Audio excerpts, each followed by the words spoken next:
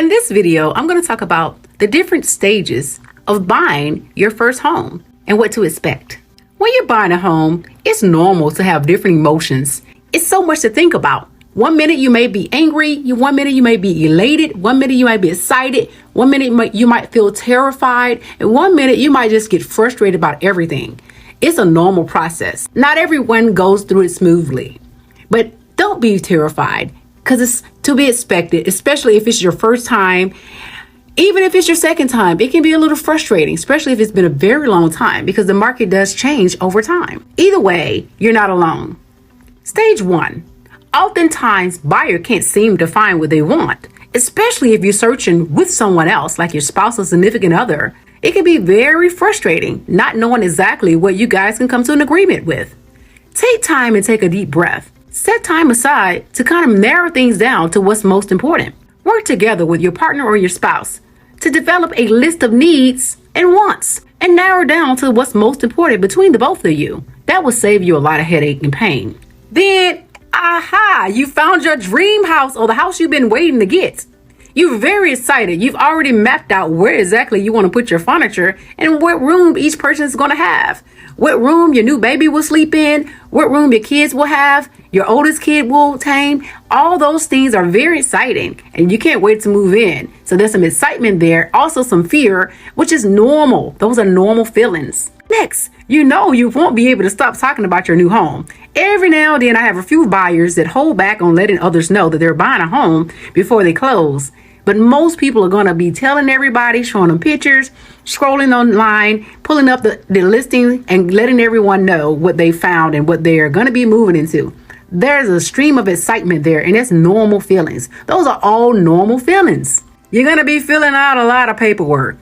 In the end, now, of course, before you even do the home search, you should have already been approved and ready. You don't want to go doing a search without having everything turned in because it could be a disaster. At this point, when you get ready to go to closing, you're going to have a lot of papers to sign, especially if you're buying a first property. You're going to have tons of paperwork. The seller may not even have as much. You're going to notice they're going to be able to sign their documents much faster than you.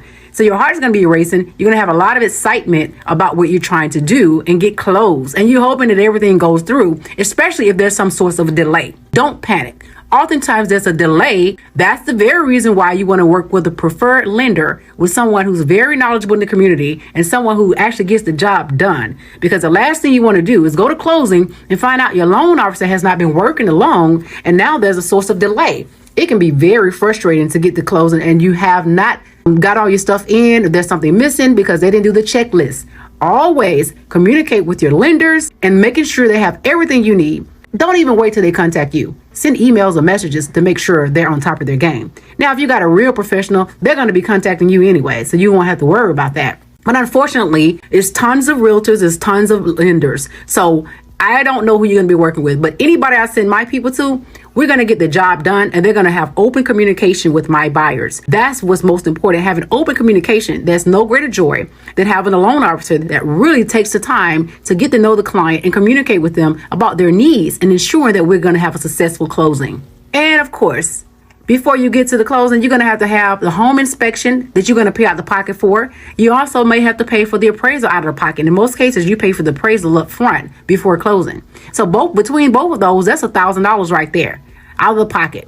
So you make sure that you have the money because you will need money even if you qualify for down payment. A lot of people misunderstand about what it is because you have closing costs, down payment, and you also have fees associated with buying a home that has nothing to do with the down payment or the closing costs because you have to have money up front. Be prepared. So before you even try to apply for a mortgage, take in consideration what kind of money you're going to need, the funds that you're going to need to make sure you have a successful closing. This will also calm down some of the anxiety that you may have when you're working with trying to buy a home. It can be very frustrating, but definitely it's rewarding in the end to own your own home. Oftentimes people may get cold feet, but keep in mind, buying a home is an investment. So you will be much happy closing on your home than paying rent, paying someone else's bill. You will own your own and you can make it your best. Have a great day. Tune in and subscribe.